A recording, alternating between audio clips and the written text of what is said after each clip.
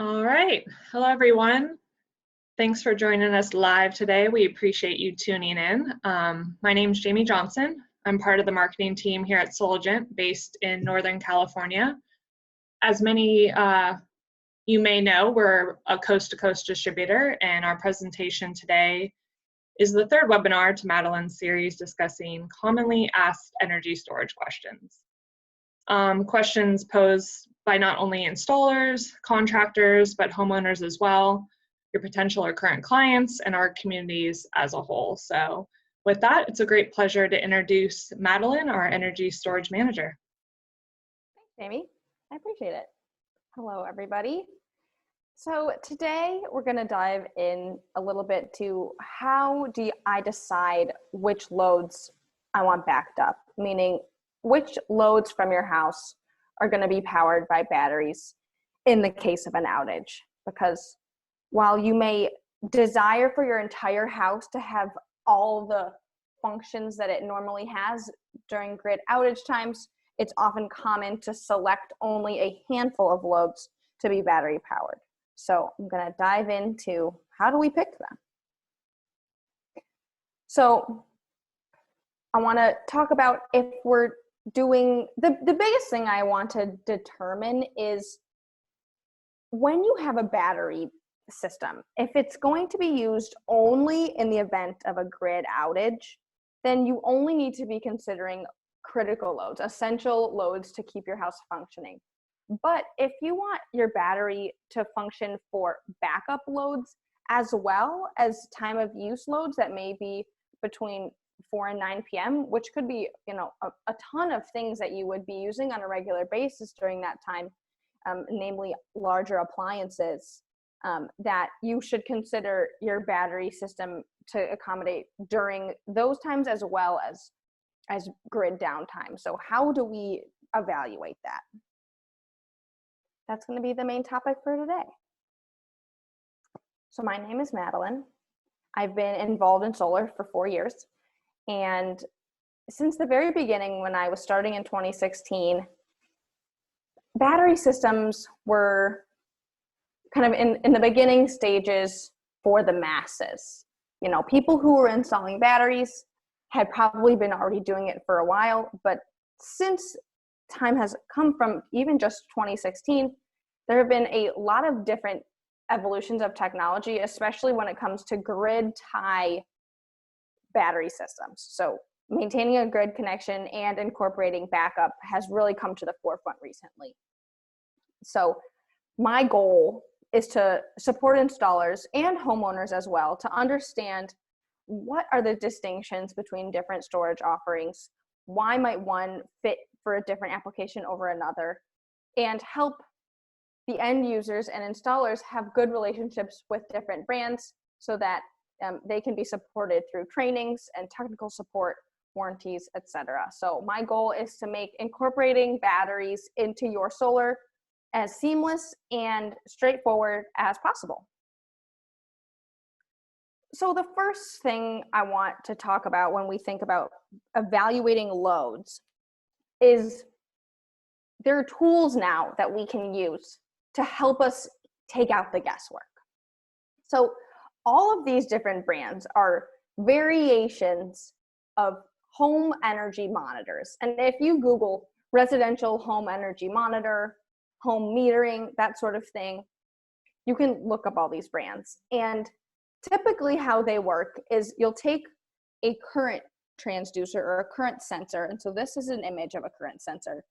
And you're going to clamp it around, this is the main home feed. So it's going to be, in this specific case, you're going to have one current transducer for the whole house. You're not going to have one for each individual breaker, but because of the software technology with that one current transducer, it can estimate and predict what are the different loads running at a given time. Because if you look at the load profile of, let's say, an incandescent light or the load profile of a refrigerator, they're going to behave differently. So you turn your light switch, your light goes on, It has a constant wattage output as long as the light switch is flipped up. You flip it down, it's off. So that's just a kind of a typical square wave. If you look at a fridge, you know, there's not an on and off switch. It's going to be on all the time to some degree. And some different elements of that load will be turning on and off at a given time. Maybe my freezer is kicking in, or my compressor is turning on. There are different things that are happening within a given an individual appliance. So these home energy monitors have the ability to take a snapshot of your house and say, this fridge ran for this amount of time and used this many kilowatt hours in this period of time. So then you can take the list of the load estimates that your energy monitor has given you, and you can deduce the selection from that process. And if you want to do this by hand, totally doable. So these are just two snapshots I took from the Energy Star page from two different appliances. So if we look at the first one, this is from a fridge. And interesting, I'm glad that they mentioned models with similar features have automatic defrost, side-mounted freezer, and through-the-door ice, because they just mentioned three separate components on the same item. So we're looking at a fridge as a global product. Those three different units, three different features could cause different amounts of energy to be needed at a given time. So this is a very nitpicky, very detailed way of looking at, I have a fridge. What exactly is contributing to its energy pull? So in this case, it's looking at it in terms of dollars. And the dollars is based off of a 12 cent per kilowatt hour rate. I really care more about the electricity use. So if they're giving me 660 kilowatt hours for the year, that's great. That's a good starting point. What I really care about is on a daily basis, if I'm looking at a battery bank in size increments of a day. So with a yearly value, we can estimate and divide that number by 365 and say, okay, it's going to be roughly 2 kilowatt hours. But if we want to be extremely precise, we would have to use something more detailed, or get in touch with the manufacturer of this fridge and say, hi, I want to understand exactly what's contributing and at what times to contribute to the 660 kilowatt hour annual electricity usage. Like, how am I getting that number? What's behind that? And the different features that would contribute to that number is the appliance wattage. And the wattage is really just the volts times amps traditionally. But when you look at different types of amperages, for a motor or a pump specifically, there are full load amps and locked rotor amps. And that's an important distinction to make. So the full load amps is when the motor is going all out, ramping up, turning on it to the max of its ability. You want to be able to identify that value so that in your absolute surge rating, can I accommodate this load? The locked rotor amps is going to be a more continuous value. So that's going to be something for the duration of your bank, how much energy is going to contribute for that load over a longer period of time. So I want this to be in the front of your mind, saying when I'm looking at an appliance, what's the voltage and are the amperages varying in any way? Is it just on or off like a light, or is it like a motor where there may be a continuous and a surge output? So then we're going to look at the lower one here. This is a washing machine, a dishwasher, excuse me. So again, this is saying estimated energy cost and in fact usage based on 4 wash loads a week and a national electricity cost of 12 cents per kilowatt hour and a natural gas cost of $1.09 per therm. So again, to make this estimate, in this case in dollars, you're assuming electricity and you're assuming a natural gas hookup. But for example, what if you have an all electric house and you still have a dishwasher? You're going to have to reevaluate your kilowatt hour usage because there's no natural gas component. So I just want to be really clear that each component of an appliance should be evaluated if you want to have a very, very thorough understanding of the kilowatts and kilowatt hours contributing. So specifically for appliances, I want to think about heating elements, because heating water, and so if you look at let's say a dishwasher, you have to heat the water first if you're doing a hot wash cycle, and you have to heat the unit for the heat dry cycle. So that's two different components, the water heating and then the unit heating. So take that into consideration for evaluating your loads, because maybe I really do want to have batteries to power my dishwasher, but I'm willing to forego the heat element. So that's going to be some level of battery expansion or decrease depending on what different levels of your appliances you're going to be using.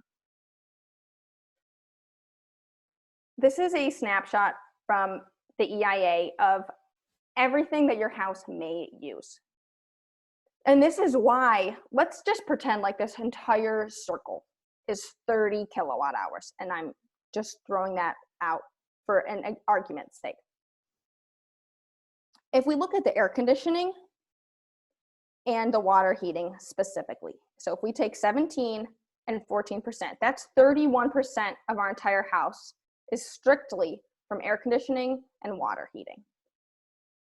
If we had a 30 kilowatt hour need for the house every day, based on these loads, 10 kilowatt hours is going exclusively to air conditioning and and the water heating, excuse me. That's a lot. So one example would be if there were a way when you were analyzing your house to say, I can either central air conditioner to mini splits, or even better to window units, by being able to take one large load and distribute it over a few different sites, meaning different window units, versus just saying, I'm going to blast AC into my entire home at any given time. When considering batteries, that's a very good decision. So with water heating, in some cases, you could use natural gas to heat your water, or water heating, we're going to talk about a little bit later, but being able to identify what's an essential load and what's something that can be transitioned either to a non-essential time or a different sort of power is something to consider. But here again, refrigerators, pretty much essential all the time. Lighting, at least one light bulb, let's say, pretty much essential. Ceiling fans, I'm a big fan of, because they run, maybe let's say you can get a ceiling fan for 100 watts. 100 watts running all the time is really a drop in the bucket. So big proponent of ceiling fans going on a critical load panel. So this is just a good snapshot of ways to determine how much is something using and is it essential or not. This is an analogy that I've recently been introduced to that I like, and I'm going to refer to this in my future webinars too. But if we're going to look at energy and power in terms of flowing water, this is pretty common when you look at current, like an amp in terms of a really narrow faucet or a huge, huge faucet. So if your whole house is this very large rainwater sequestration tank, that's every single thing you're going to need ever to run your house. When you purchase a battery backup, you may only want to spend enough to contribute to this little carafe. So when we look at storage, the entire bucket is going to be my full capacity of energy that my battery bank can provide. Then that unit is kilowatt hours. That's the whole pot. The total amount of power I can get at any given time, if I flip this switch completely and I put this on full blast, the maximum kilowatts coming out is going to be the maximum flow out of the spout. And the size of the spout, the tap, is the inverter, is how much can you use at a given time. So if you just need a small trickle, if you just need If you need a trickle, let's say to run, I don't know, if I have a deep freezer and I have medication in my deep freezer and I truly only want the deep freezer, but I want the deep freezer to run for a year, let's say, off of a battery for a year without anything else. I may have a huge, huge reservoir of power, but I would have a really, really small tap because I'm only putting out enough power to power a small load, which might be just a freezer, but I want enough kilowatt hours to last me a long duration. So this is where you're looking at power as it relates to duration. Because if you made this tap much, much larger, you could drain this, almost in a moment. And that would be if you were to turn all your lights on, turn all your appliances on, turn every single thing in your house on at one time. That's going to drain the kilowatt hours more quickly than if you just have a trickle of one load. So same kilowatt hours, depending on how much time you get, is the size of the kilowatts. Again, determining what is essential. If we go back to that, if you envision that donut chart from the EIA in your head, lighting for the whole home was 10%. The refrigerator was 7%. The ceiling fan, I just estimated as 3% because that was part of the big chunk of other appliances. Those combined is still only 20%. So in this case, we're not actually incorporating the water heating, which is 14%. And I still am going to agree that some element of hot water is an essential thing to have. But just these elements is 20% of your home. So that's a good consideration of, okay, I have 30 kilowatt hours. I'm considering this as 20%. That's only going to be 6 kilowatt hours. 6 kilowatt hours is a pretty small amount.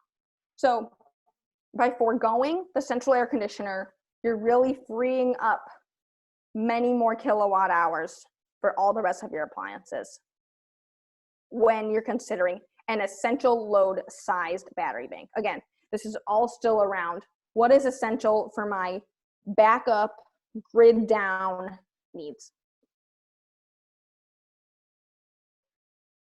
Shifting gears a little bit to demand response or to time of use. If we use water heaters as an example, there's a really interesting phenomenon that you can use kind of as a concept as a whole, which is demand response. And this is a little bit of a tangent, but having your water heater turn on at 6 p.m. is going to realistically cost you more money than if you could tell your water heater to turn on at 2 a.m. Simply because the demand on your whole house is going to be less at 2 a.m. than it is at 6 p.m. So determining different times to run your appliances when the load is lower is a really beneficial thing for having your demand kind of span a lot of different things. And if we're considering time of use, meaning from 4 to 9 p.m., I'm going to be running on batteries because my electricity is so high. If you immediately can start by shifting these appliances out of that window, that's a very valuable thing. So a new running time with the same appliance can be very beneficial when the cost is double or however much more during a certain period of time. So automating these things, if you personally say, I have too many things on my plate, I can't be thinking about, oh no, I gotta wait until 9:01 to turn my dishwasher on. Sometimes you can get smart appliances, or you can get a delay put into your wall outlet to say, I'm putting it on to start, but it's really gonna delay 3 hours, so that I don't have to think about how I'm shifting this. It's doing itself for me. That's kind of another step beyond making those decisions and letting it be more autonomous. The next step, and I have a handful of these different types of load calculators, but to come together, we want to figure out the full kit and caboodle for your house. So on my load sheet, these are kind of my preliminary questions that I want to ask.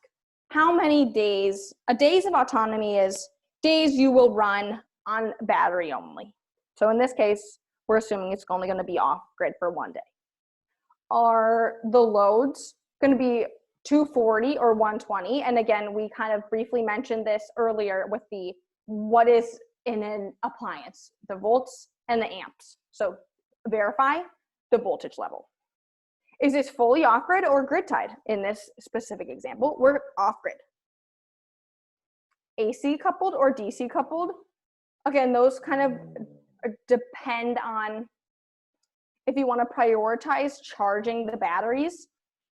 DC coupled would probably be the way to go. If you need some net metering, if you are allowed for some net metering and you want to prioritize selling back to the grid first, AC coupling may be the way to go. Average monthly load, giving some ballpark. Do we need a generator? Generator integration size. Is this going to be expanded on? That's a really important question. So if you are setting up your house now, but you say, I know I'm remodeling in 3 years and I'm adding a second bedroom, whatever, you may want to consider a battery type that can be added on later. Is this system something that's already installed? So do I already have solar and I'm adding batteries? No, we're starting from scratch. Is rapid shutdown criteria considered? No, great. Here is where we quantify our loads, which again, if we took the little donut chart and we wrote it out specifically, what's the wattage? Okay, I'm assuming that this Kenmore fridge really is 82 continuous watts. Because here in this wattage column, I'm not considering surge and continuous. This is just kind of a blanket. But if you wanted to be more specific, when you add your appliances up, you could say Kenmore fridge continuous output or Kenmore fridge startup, to be really, really specific on how much extra power am I going to need and over what amount of time to accommodate that. Great. Good information. So down here in our little corner is the sum of everything. So the sum of the watts at any given time is the kilowatts. The maximum amount, again, this is back to the tap, the size of the tap and the coffee pot. At 4.5 kilowatts is the maximum amount of power I would need ever. And everything turned on simultaneously. If I'm considering, I know I want my air conditioner at 2,500 watts, but I promise when I turn the air conditioner on, I won't turn my TV on. That gives you some wiggle room of 200 watts of power because I'm telling myself I will only use a certain number of appliances when my air conditioner is on. So if you can kind of do those checks and balances for yourself when the outage occurs, you can get away with a lower total max power. Total energy, though, is going to be for any given time. So based on these total watts, the quantities, and the run time, my bank has to be 57 kilowatt hours, which maybe seem like a lot, but this is we're considering an off-grid site. So this would be the whole thing. Total energy, 57 kilowatt hours, great. Based on the fact that we are getting 6 sun hours a day, to supply 58 kilowatt hours with 6 hours of sun, our minimum PV size would need to be 9.6 kilowatts. That's where that evaluation comes from.